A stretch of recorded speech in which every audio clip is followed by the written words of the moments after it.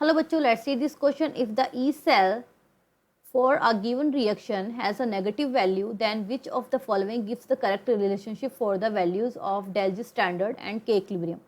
Means हमें इस question में del G standard और K equilibrium फाइंड आउट करना है. अगर E naught cell means E standard अगर हमें नेगेटिव वैल्यू दिया हुआ है तो की कंसेप्ट जो इस क्वेश्चन में लग जाएगा, हम यहाँ पर दो रिएक्शन फॉर्मूला यूज़ करेंगे.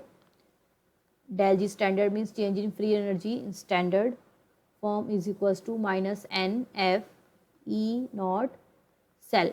n क्या है यहाँ पर? Number of electron transfer in the cell reaction. f is Faraday constant.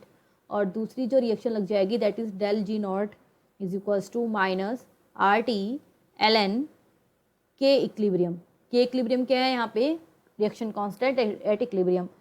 तो अब मैं लिख लेती हूँ यहाँ पर जो ई नॉट सेल हमें दिया हुआ है इन स्टैंडर्ड कंडीशन, जो सेल का पोटेंशियल दिया हुआ है दैट इज नेगेटिव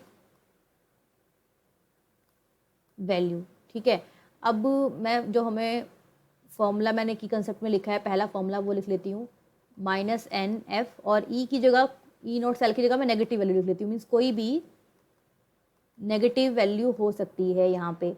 अब देखिए फॉर्मूला में माइनस पहले से ही है और ई नोट सेल की वैल्यू भी माइनस में आएगी, तो माइनस माइनस क्या हो जाएगा? पॉजिटिव हो जाएगा. Positive n F means del G naught की जो वैल्यू आएगी दैट इज़ कोई पॉजिटिव वैल्यू आएगी.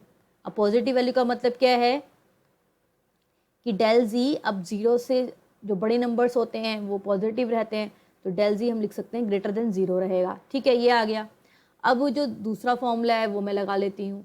क्या दिया हुआ है? Del G is equals to minus R T L N K equilibrium. Okay. अब देखिए डेल जी अभी हमने फाइंड आउट किया है कि क्या रहेगा? पॉजिटिव रहेगा.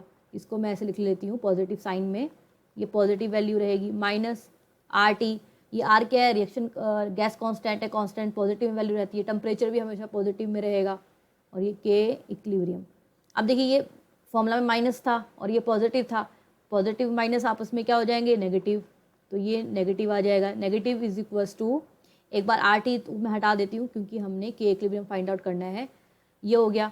अब जब एल एन हम हटाते हैं, के इक्विलिब्रियम क्या आ जाएगा? ई रेस टू द पावर.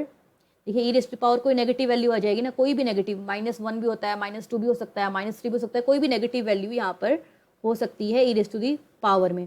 अब ई रेस टू द पावर जब माइनस में है तो उसकी वैल्यू हमेशा क्या होती है?